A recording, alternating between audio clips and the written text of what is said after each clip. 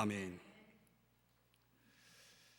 이 감리교회의 유명한 경건의 사람, 감독으로서 알려진 포스터라는 사람의 글을 여러분에게 소개합니다.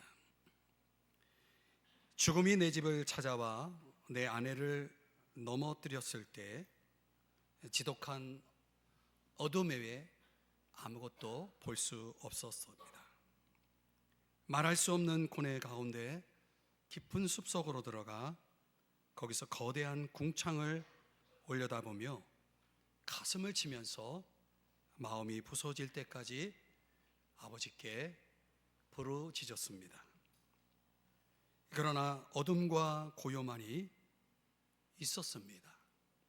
그러다 어둠 속에서 들려오는 목소리를 들었습니다.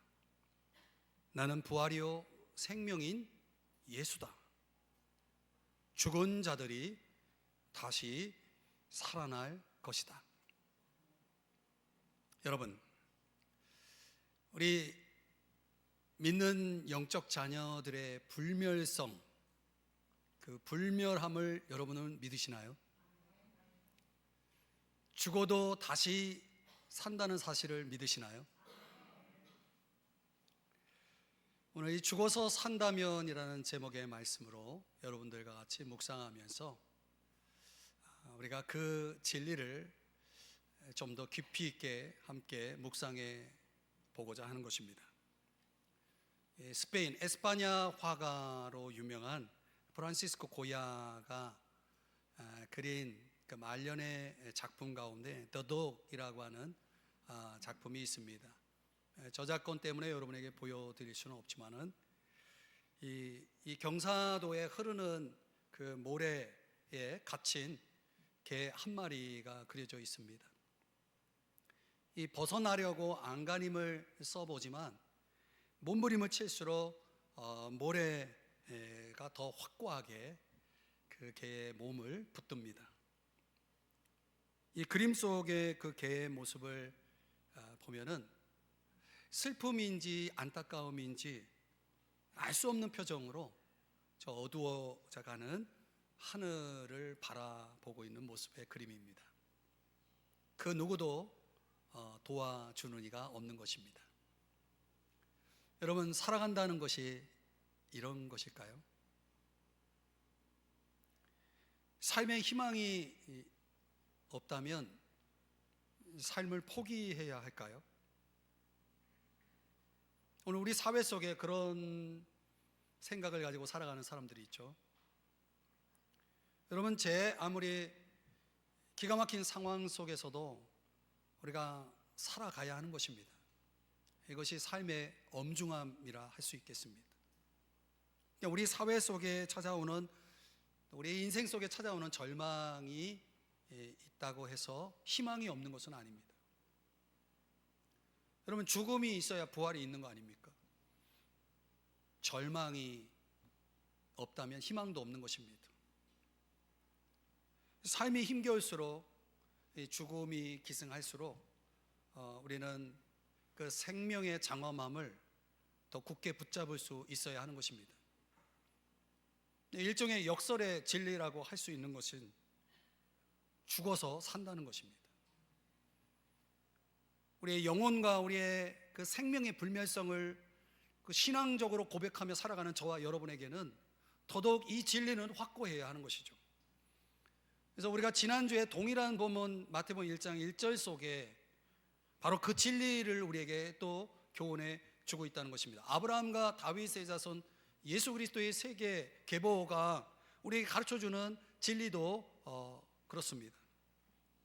이 역설의 진리, 죽어서 산다라고 하는, 죽으면 산다라고 하는 그 진리를 증명해 준 세 사람을 오늘 1장 1절에 소개하고 있는 것입니다. 아브라함과 다윗과 예수 그리스도.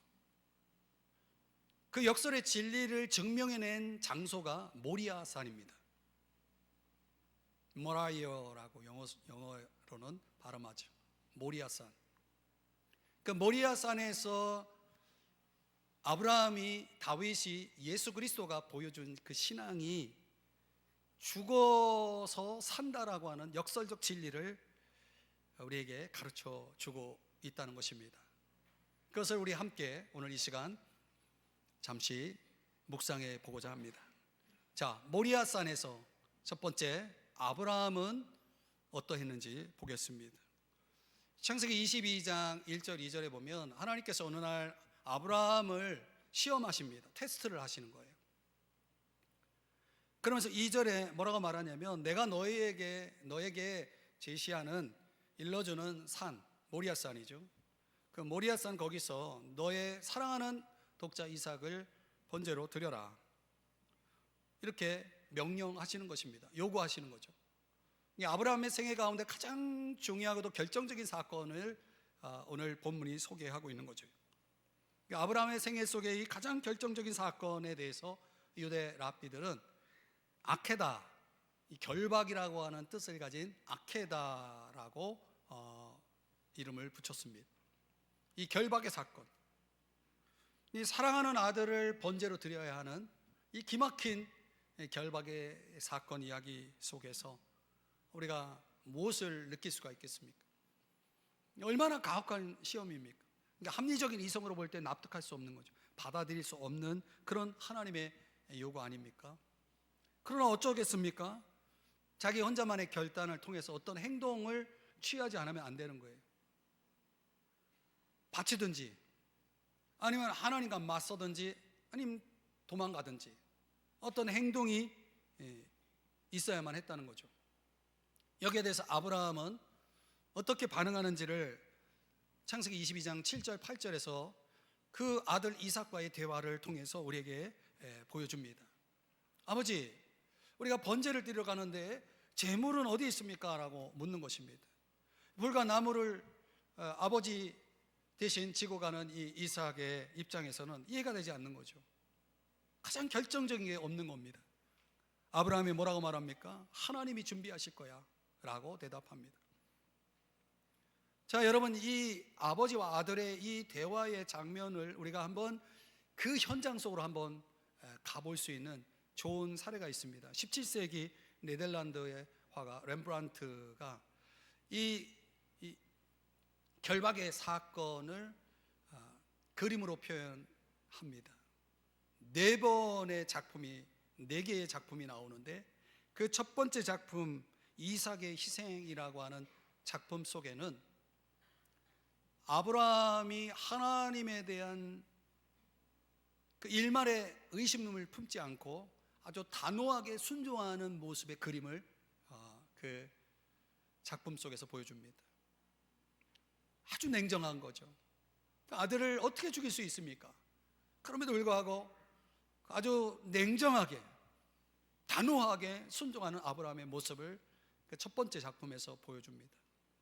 그리고 10년 후에 또 하나의 작품 아브라함과 이삭이라는 작품을 그가 그리는데 그 작품 속에는 그 이해할 수 없는 하나님의 요구에 대해서 아브라함이 흔들리는 겁니다.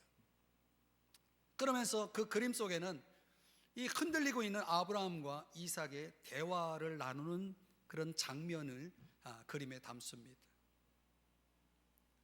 그래서 10년 후에 세 번째 작품은 동파나 작품인데요, 아브라함의 번제라는 제목으로 이 무릎을 꿇고 기도하는 자세로 이삭이 순종하고 있고 너무나 무력해하는 이 아브라함의 여전히 순종하고 있는 그런 모습을 또 보여줍니다. 그리고 10년 후에 다시 네 번째 아케다 사건에 대한 네 번째 작품이 동일한 제목으로 나옵니다. 소묘로 이렇게 이루어진 작품인데 그 마지막 작품에는 이삭이 목을 뒤로 젖힌 채 누워 있고 그리고 아브라함이 아주 무력해하는 모습 속에서 이제 순종을 하는 그런 모습, 그리고 천사가 아주 희미하게 보이는 그런 가운데 천사가 아브라함의 머리에 안수하는 그런 모습으로 그 그림이 표현되어 있습니다. 10년에 걸쳐서 간격을 두고 동일한 해의 마지막 2개의 작품들을 그리면서 이 렘브란트가 4개의 그림을 통해서 뭘 보여주고자 했을까? 그림의 전문가는 아니지만은 뭔가 시간이 지나면서 이 아브라함의 태도가 점점 흐릿해지고 있는 것을 볼 수가 있습니다. 너무나 자명한 것이 이제는 이해하기 어려운 것이 되어버린 것이죠. 이 뜨거운 열정, 순종에 대한 뜨거운 열정이 수고로 들어서 이제 죄만 남아있는 그런 모습으로 마치 신앙의 퇴보를 보여주듯이 그 그림은 조금씩 흐릿해집니다. 우리 신앙이라는 게 그런 거 아닙니까? 시간이 갈수록 흐릿해지는 것. 그 이해할 수는 없지만은 아브라함과 이삭은 조금씩 그것을 자기의 운명으로 수용하고 있는 모습을 렘브란트는 그 그림 속에서 아케다 사건을 담고 있습니다. 여전히 순종하지만 슬픔이 있고 황량함이 있는 것입니다. 여기에 대해서 이 아케다 사건을 소설가는 어떻게 또 표현했을까? 이 창세기에 5개의 그 사건을 소재로 해서 소설책이 하나 나왔는데 이승우 씨가 쓴 사랑이 한 일이라는 소설책이 있습니다. 거기에는 이 아케다 사건에 대해서 그 소설가 이승우는 이렇게 묘사를 합니다. 아버지는 사랑 때문에 부여받았으나 사랑 때문에 할 수 없는 일을 하기 위해 혹은 하지 않기 위해 싸웠다. 나는 아버지 앞에 놓인 거대한 불가항력의 2개의 바위를 본다. 사랑 때문에 할 수 없는 그 일을 그는 또 사랑 때문에 하지 않으면 안 되는 운명을 진 사람이었다. 이 아브라함을 이렇게 묘사하더라고요. 화가 렘브란트가 또 소설가 이승우 씨가 보여준 이 상상력은 아브라함의 그 내면 세계가 어떤 모습으로 그 직면한 시험을 맞이했는지를 아주 어떻게 보면 더 리얼하게 보여주고 있다고, 풀이하고 있다고 생각할 수 있습니다. 그러나 성경은 너무나 간결하고도 아주 분명하고 명확하게 아브라함이 죽어도 산다라고 하는 그 믿음의 근거에서 의지적인 순종으로 그 사건을 맞이했다라고 요약해 주고 있는 것입니다. 그 성경이 히브리서 11장 17절과 19절인데 이렇게 표현하고 있습니다. 아브라함은 시험을 받을 때 믿음으로 이삭을 드렸으니, 어떤 믿음이에요? 19절, 그가 하나님이 능히 이삭을, 번제로 드려진 이삭을 죽은 자 가운데서 다시 살리실 줄로 생각한지라. 그래서 비유하건대 그를 죽은 자 가운데서 도로 받은 것이니라. 바로 이 믿음으로, 이 믿음에 근거해서 의지적인 순종을 보여주었다라고 증언하고 있는 것입니다. 화가 또 소설가가 보여준 이 내면 세계의 풀이하고는 아주 명확하고도 확고한 답을 내주고 있는 것입니다. 이렇게 순종한 결과가 뭐냐? 창세기 22장 12절에서 말씀하기를 그에게 아무 일도 하지 말라. 그래 결국은 이삭은 바쳐졌습니까? 바쳐진 현장에 있었지만은 사실상은 다시 완전히 바쳐진 그 이삭을 되돌려 받았다는 사실을 보여주고 있는 거죠. 거기에다가 내가 네 아들 네 독자까지도 내게 아끼지 아니하였으니 내가 이제야 내가 하나님을 경외하는 줄 아노라. 그동안 아브라함이 보여줬던 믿음과 그 순종, 그 삶이, 그 헌신이, 그 사랑이 진짜라고 하는 것을 인정해 주었다라고 하는 것이죠. 사실상 아브라함은 너무나 사랑하고 존경하고 경외하는 하나님 때문에, 하나님 명령 때문에 너무나 사랑하는 자기 아들 독자 이삭을 바쳐야 하는, 마치 자기 죽음과 같은 순종을 통해서 자기도 살고 자기도 인정받고 아들 이삭도 살게 된 셈인 거죠. 죽어서 산 것입니다. 오늘 이 모리아산에서 아브라함의 이야기를 오늘 우리의 삶에는 어떻게 적용할 수 있습니까? 사실 아브라함만 시험을 봤습니까? 여러분, 우리가 신앙생활을 하면서 얼마나 많은 시험이 있는지 아십니까? 물론 마귀도 우리를 시험하죠. 그런 시험을 템테이션이라고 영어 성경은 단어를 구별합니다. 그러니까 하나님이 우리를 시험할 때는 테스트라는 단어를 씁니다. 마귀가 우리를 시험할 때는 템테이션입니다. 그러나 그것은 동일 사건이 마귀가 우리에게 주고자 하는 것과 하나님이 우리에게 주고자 하는 그 결과, 그 과정에 따라서 다르게 해석되는 거죠. 어떻든 우리는 여러 가지 신앙 시험을 받는다는 거예요. 우리가 그걸 통과해야 되는 거예요. 그 시험이라는 게 왜 있는 겁니까? 그게 건강이든 어떤 대인관계의 문제든 경제적인 거든 또 심지어 오늘 우리의 어떤 신앙적인 차원이든 또 어떤 사람은 가정의 문제든 얼마나 많은 다양한 시험들이 있습니까? 그 시험들은 결국은 저와 여러분이 가지고 있는 현주소, 신앙의 현주소, 참된 모습을 드러낸다는 거예요.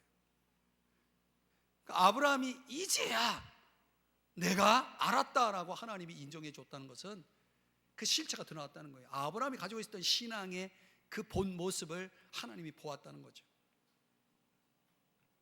그러니까 모든 시험의 원인을 깊이 들어가 보면 결국은 우리 각자가 귀중히 여기는 것이 거기에 숨어 있어요. 하나님이 뭘 가지고 시험하는 겁니까? 우리가 소중히 여기는 거 가지고 시험하는 거예요.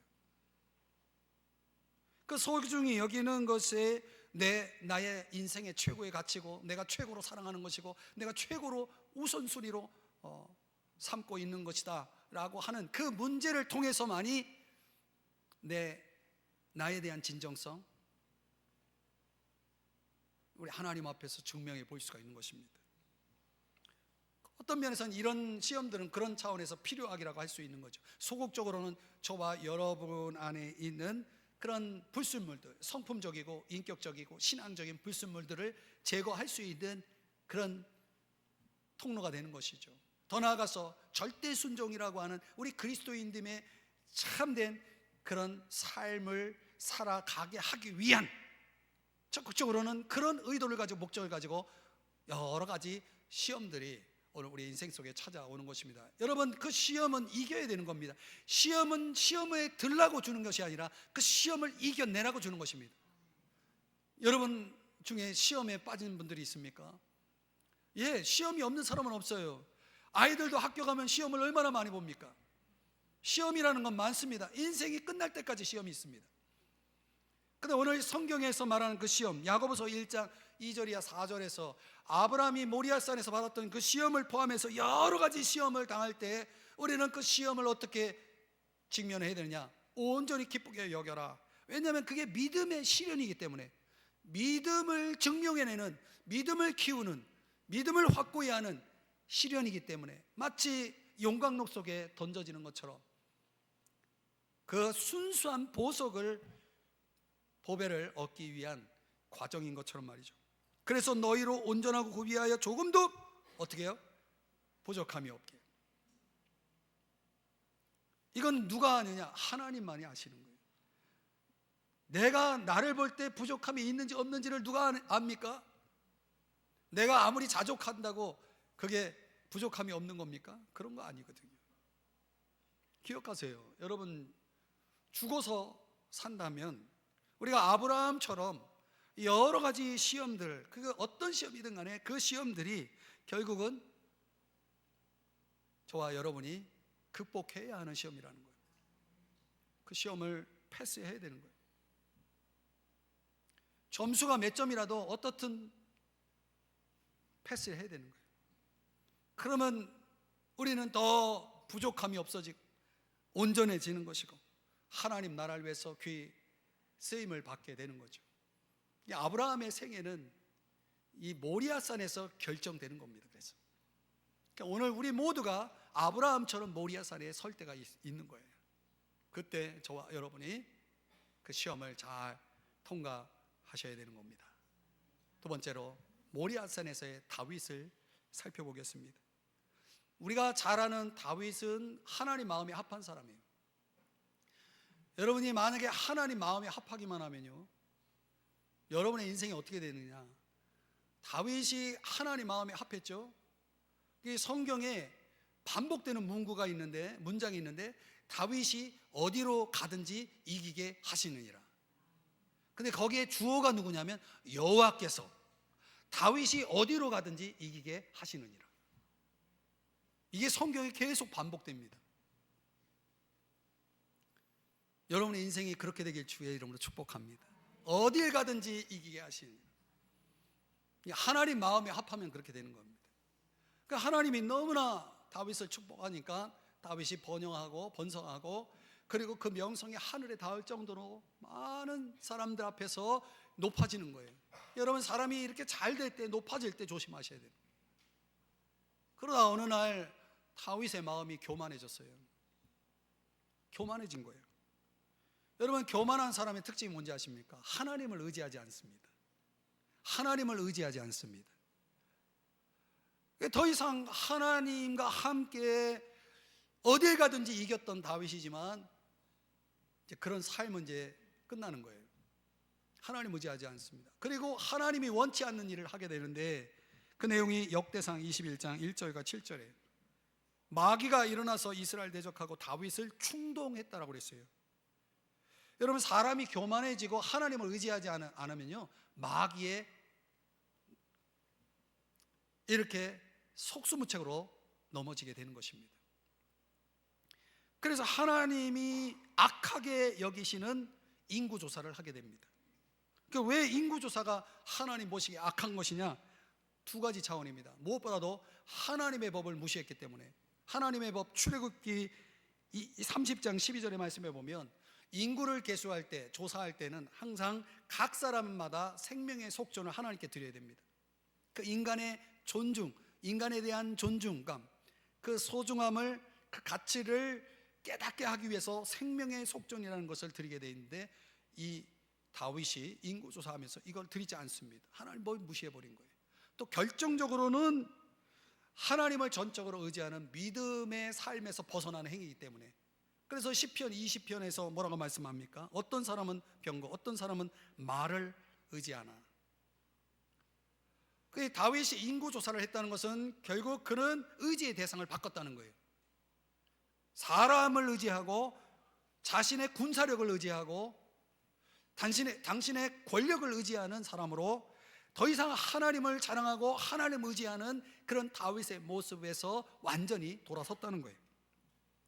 그래, 인구조사는 하나님을 신뢰하는 믿음이나 인간을 존중하는 그런 차원의 하나님 나라의 특성과는 전혀 반대되는 행위였다라고 하는 것입니다.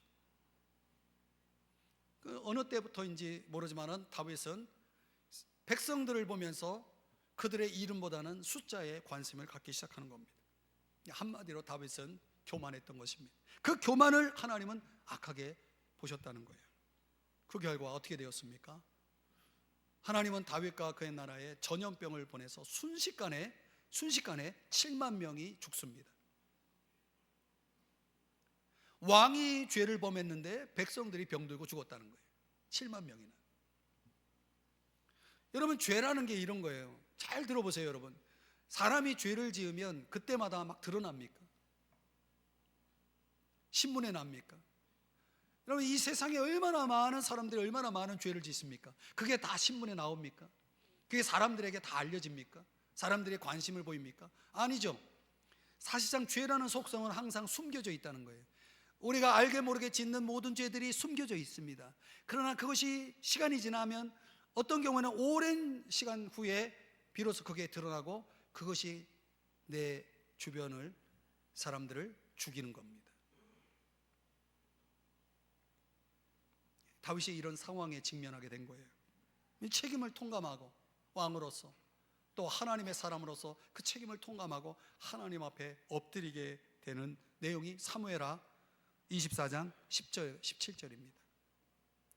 여기 보니까 두 가지 기도를 합니다. 내가 큰 죄를 범했으니 주님 용서해 주십시오. 자기를 위한, 자기의 죄에 대한 회개의 기도를 드립니다. 그리고 17절에서는 나는 범죄하였고 악을 행하였거니와 이 약물이는 무엇을 행하였나이까? 죄 없이 죽어간 7만 명을 보면서 이 다윗이 백성을 위한, 남아있는 백성이라도 이 전염병에서 벗어나게 해달라고 하면서 백성을 위한 중보 기도를 드리게 되는 것입니다. 야심과 권력에 사로잡혀 있던 이 교만한 다윗이 인구조사로 인하여 이렇게 많은 사람들의 목숨을 잃었을 때 그가 딱 깨달은 거예요. 뭘 깨달았냐? 내가 하나님을 상대하고 있었구나. 하나님을 대적하고 있었구나. 그리고 하나님 앞에 그걸 깨닫고 엎드렸을 때 하나님의 명령이 나옵니다. 역대상 21장 18절 26절인데 저 오르난의 타작마당이라는 곳에 가서 여호와를 위하여 제단을 쌓으라 명령합니다. 그리고 26절에 가보면 다윗이 거기서 여호와를 위하여 제단을 쌓고 제사를 드리고 이제 하나님의 용서와 회복의 응답을 받게 되어지는 것입니다. 그런데 놀랍게도 여러분, 이 오르난의 타작마당의 터가 훗날 성전터가 됩니다. 하나님의 성전이 지어지는 터가 됩니다. 그 성경이 역대하 3장 1절인데요 솔로몬이 예루살렘 모리아산에 여호와의 전 건축하기를 시작하니 바로 그곳은 어떤 곳이냐? 그의 아버지 다윗에게 나타나신 곳이요 여부스 사람 오르난의 타작마당에 다윗이 정한 곳이라. 그러니까 사실상 다윗이 교만해가지고 죄를 짓고 백성 7만 명의 목숨이 징계로 인해서 죽음을 맞이한 이후에 결국 죄를 용서받은 곳, 그리고 성전이 지어진 바로 그 장소, 그것이 바로 모리아산이었다는 것입니다. 다윗의 모리아산. 그러니까 이 모리아산, 많은 사람의 목숨을 거둔 이 모리아산, 그 죽음의 장소 오르난의 타작마당은 실제적으로는 다윗의 교만이 죽은 장소입니다. 다윗의 그 교만한 죄성이 죽은 장소, 거기서 다윗이 다시 살아나고 백성들이, 나라가 다시 살아난 것입니다. 그래서 성경은 뭐라고 말합니까? 로마서 6장 11절에 말씀하기를 너희 자신을 죄에 대하여는 죽은 자요 하나님께 대하여는 살아있는 자로 여길지어다. 오늘 이 진리를 여러분 깨달으시길 주의 이름 축복합니다.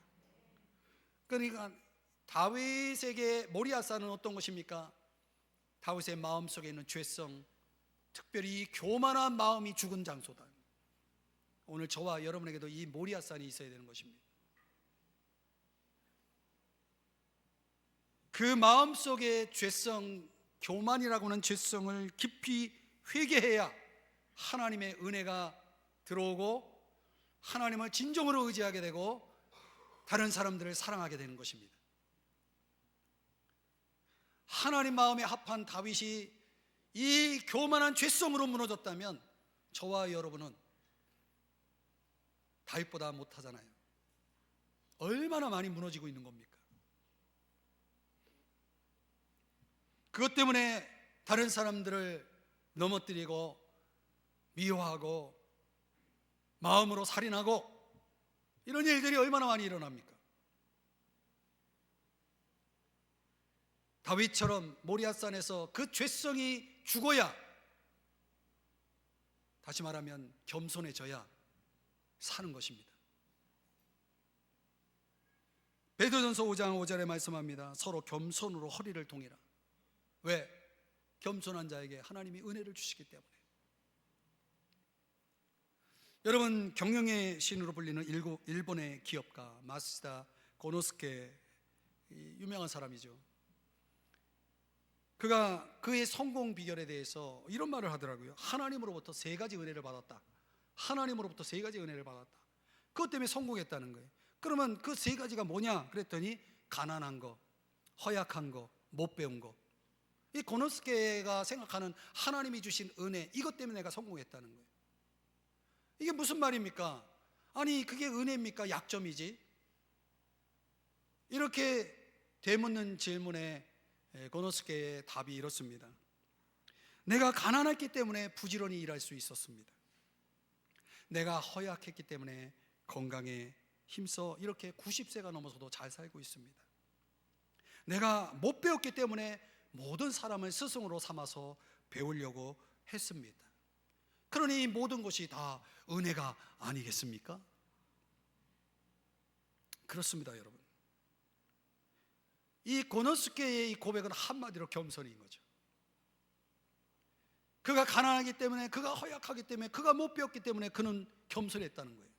그 자기 낮춤, 자기 죽음과 같은 자기 낮춤의 길을 갔기 때문에 그는 하나님으로부터 은혜를 받고 오히려 그는 살아서 성공했다는 것입니다. 여러분 기억해야 됩니다. 죽어서 사는 것입니다.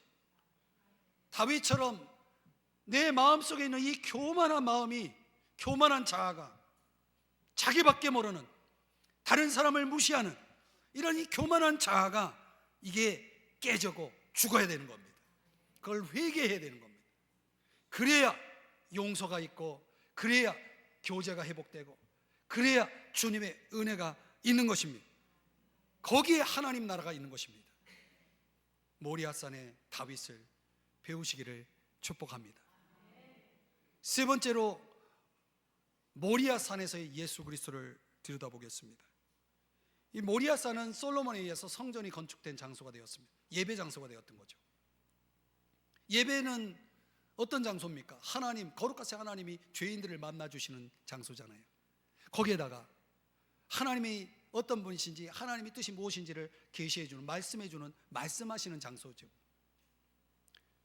그런 장소에서 예배를 통해서 이스라엘 백성들, 유대인들은 얼마나 많은 복을 받았습니까? 그런데 세월이 지나서 솔로몬 성전이 이 외압에 의해서, 외세의 공격에 의해서 함락되고 무너집니다. 그리고 그 자리에 헤롯 성전이 지어집니다. 그 헤롯 성전이 있는 자리는 원래 예루살렘 성전이 있던 곳이에요. 그 성전에 대한 그 갈망, 그 간절함은 여전히 계속되는 것입니다. 그러던 어느 시점에 예수 그리스도가 나타나서 성전 안에서 이런 선언을 하게 됩니다. 요한복음 2장 19절이야 22절입니다. 이 성전을 헐라, 내가 사흘 동안에 일으키리라.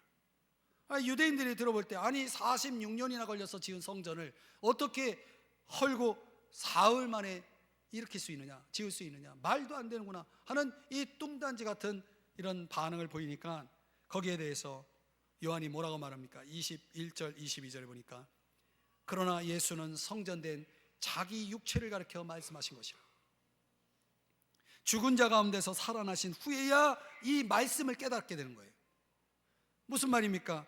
이 성전을 헐라 내가 사흘 동안에 일으키리라고 하는 이 말씀의 의미가 뭡니까? 예수님이 십자가에서 죽으실 것을 말씀하신 거예요. 실제로 예수님이 십자가에서 못 박히셨어요. 죽으셨어요. 그 장소가 어디예요? 예루살렘 성전 밖 모리아산이었던 거죠. 요한복음 19장에는 17절 18절에서 바로 그것을 해골, 히브리 말로 골고다라고 하는 장소 이름으로 나옵니다. 바로 이것이 아브라함이 섰던, 다윗이 섰던 모리아산이었던 거죠. 그곳에서 십자가에서 못 박힌 거예요. 로마서 4장 25절에 말씀하기를, 우리가 범죄한 것 때문에 내줌이 되고, 그 모리아산에서의 예수 그리스도의 죽음은 우리의 죄 때문이라고 명시하고 있는 것입니다. 그러니까 예수 그리스도가 죄인들을 위해 죽으셨기 때문에 죄인들은 이제 새 생명으로 살게 된 거예요. 내가 산 것입니다. 그분이 죽어서. 여러분, 삶이라는 것을 가만히 보면 선물 아닙니까? 선물. 그래서 이 life라고 하는 이 단어가 알파벳 L로 시작되잖아요. 이 L, 그러니까 위에서 내려오잖아요. 내려와서 누리는, 수평적으로 가는 거 아닙니까? 선물인 거예요. 하나님이 주시는 선물. 라이프는 하나님이 주신 선물인 거예요. 이 선물 가지고 우리가 세 가지를 할 수 있는데, 먼저는 낭비할 수 있습니다. 그저 자기의 기쁨을 위해서, 자기만을 위해서 살아가는 낭비. 또 이 선물을 가지고 흘려보내는 사람이 있죠. 그저 편하게 좋게 살아가지만 삶의 목적이라든가 하나님의 축복과는 상관이 없는 그런 삶, 흘려보내는 그런 삶도 있는 거죠. 그러나 이 삶이라는 선물을 투자하면서 살아가는 사람도 있는 거죠. 하나님께 투자하는 거죠. 하나님께 드리고, 하나님을 따르고, 하나님이 주시는 상급을 거두어 드리길 준비를 하면서 살아가는 인생들, 그런 인생이 사실상 오늘 저와 여러분에게 필요한 것입니다. 마가복음 8장 34절 35절에 예수님께서 이렇게 말씀했어요. 누구든지 나를 따라오려거든 자기를 부인하고 자기 십자가를 지고 나를 따를 것이니라. 누구든지 자기 목숨을 구원하고자 하면 어떻게 돼요? 잃을 것이고, 누구든지 나와 복음을 위해서 자기 목숨을 잃으면 죽으면 구원하리라. 이게 역설인 것입니다. 예수님은 우리에게 생명을 주시려고 자신이 자기 자신을 우리를 위해서 그 생명을 내주시지 않았습니까? 그럼 이제 그래서 우리가 생명을 얻었다면 이 생명을 얻은 우리가 어떻게 해야 되겠습니까? 이제 예수님에게 그 생명을 드릴 수 있어야 되는 거죠.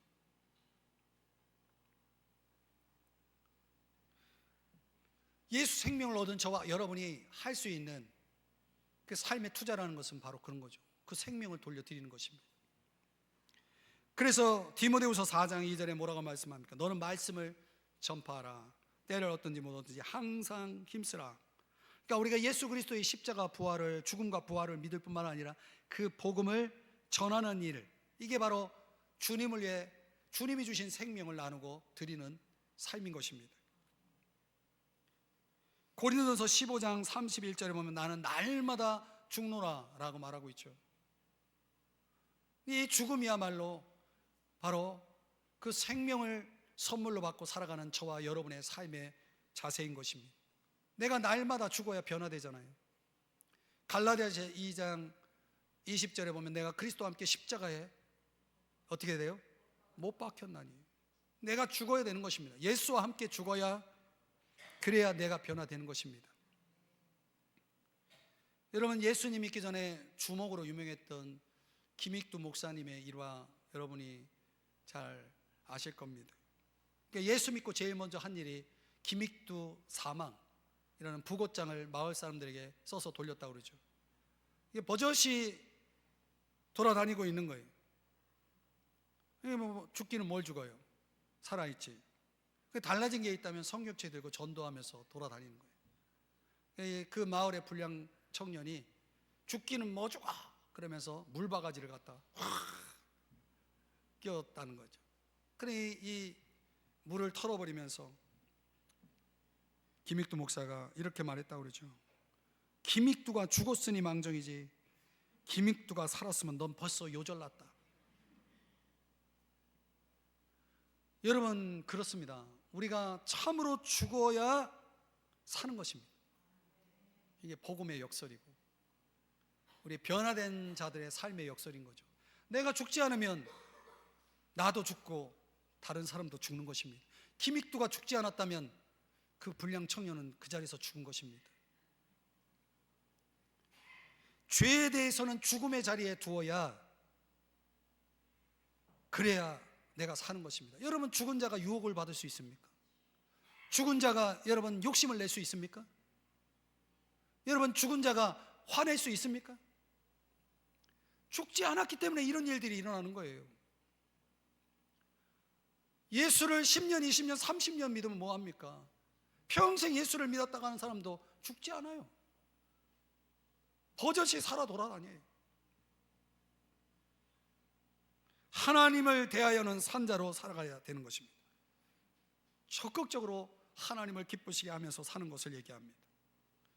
바쁜 꿀벌은 슬퍼할 틈이 없다, 이런 말이 있어요. 여러분, 전도해 보세요. 영혼을 돌보기 위해서 여러분 헌신해 보십시오. 기도하고 찬양하기 위해서 주님 앞에 나와 보세요. 슬퍼할 틈이 어디 있습니까? 죄 지을 틈이 어디 있겠습니까?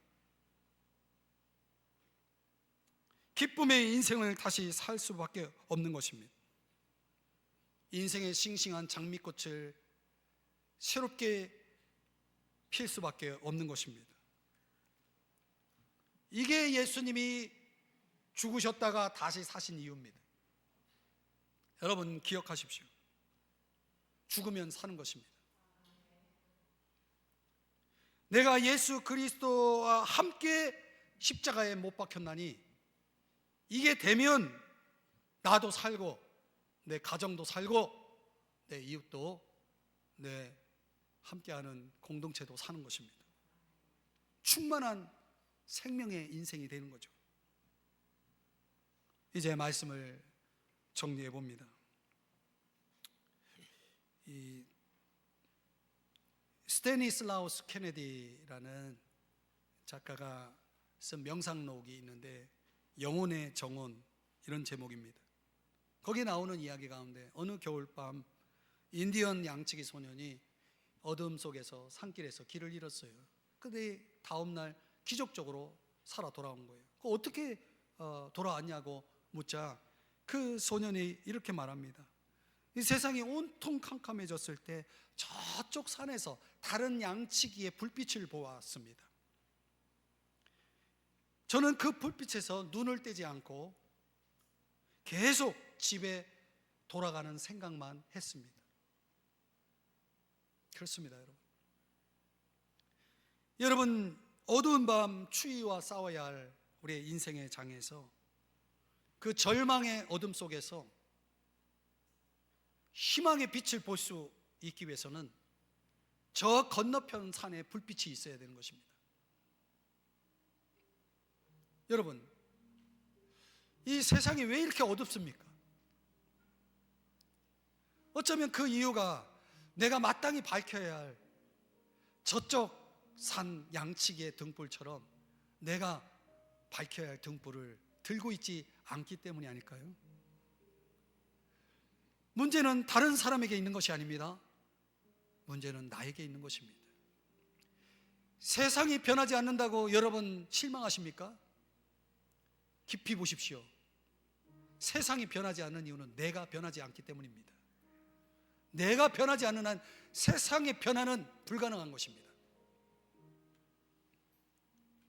사랑하는 여러분, 사람들이 건널 수 있도록 그 차가운 물 속에 뛰어들어 징검다리 역할을 할 수 있는 사람,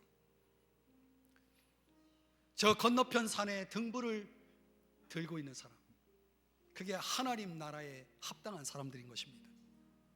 그런 삶이 있을 때 이 어두운 세상은, 이 살벌한 세상, 적자 생존의 그 논리가 작동하는 이 살벌한 세상 속에서 사람들은 희망을 볼 수 있고 꽃을 피울 수가 있게 되어지는 거죠. 오늘 성경이 우리에게 가르쳐준 진리가 그거 아닙니까? 저는 이 놀랍게도 이 모리아산에서의 이야기, 아브라함과 다윗과 예수 그리스도의 이야기 속에서 갈라디아서가 확 다가오고 깨달아지는 거예요. 이 갈라디아서 3개의 십자가가 있거든요. 내가 세상에 대해서, 세상이 나에 대해 십자가에 못 박혔느니라, 갈라디아서 6장에서 말씀하고 있는데 그게 바로 뭐냐? 바로 순종의 죽음입니다. 자기 죽음과 같은 순종을 통해서 만이 우린 세상을 이길 수가 있어요. 세상의 모든 시험을 이기는 삶이 되는 거예요. 갈라디아서 5장에서는 그리스도 예수의 사람들은 정과 욕심을 십자가에 못 박았느니라 이렇게 말하고 있는 것입니다. 여러분, 우리가 우리 안에 있는 이 정욕, 욕심, 교만, 이게 죽어야 그리스도 예수의 사람으로 살아가게 되는 것이죠. 이 죄된 자아를 넘어서는 이 겸손만이 오늘 내가 살고 우리 모두를 살릴 수 있는 것입니다. 갈라디아서 2장 20절에 내가 그리스도와 함께 십자가에 못 박혔나니 그런즉 이제는 내가 사는 것이 아니요 오직 내 안에 그리스도께서 사시는 것이라. 이제 내가 사는 것은 육체 가운데 나를 위하여 자기 자신을 버리신 하나님의 아들을 믿는 믿음 안에서 사는 것이라. 이렇게 말씀하고 있는 것처럼 우리 주님은 십자가에서 못 박혀 죽으셨습니다. 우리에게 생명 주시려고. 나도 그분과 같이 못 박혀야 되는 것입니다. 그리고 이제 내가 사는 것이 아니라 다른 사람을 살리는 삶을 살아가는 것, 희생의 죽음이죠. 다른 사람을 살리기 위해 살아가는 삶, 내가 살겠다고 사는 것이 아니라 다른 사람을 살리겠다고 하는 삶, 이게 바로 하나님 나라에 합당한 사람의 모습인 것이죠. 한 알의 밀이 땅에 떨어져 죽지 아니하면 한 알 그대로 있는 것입니다. 그러다 천국 가면 얼마나 부끄럽습니까? 그러다 주님 만나면 얼마나 부끄럽습니까? 한 알의 밀은 땅에 떨어져 죽어야 되는 것입니다. 그래야 부활의 싹이 발아할 수가 있는 것입니다. 우리의 인생의 생명이 거두어지는 것이죠. 사랑하는 여러분, 오늘 이 말씀을 듣고 이 모리아산에 우리도 서십시다. 그리고 그곳에서 순종을 통해서, 겸손을 통해서, 희생을 통해서 우리도 저들처럼 하나님 나라에 합당하게 시험을 이기고 죄성을 이기고 다른 사람 살리는 인생 살아갈 수 있기를 주님의 이름으로 축복드립니다. 기도하겠습니다. 하나님 아버지,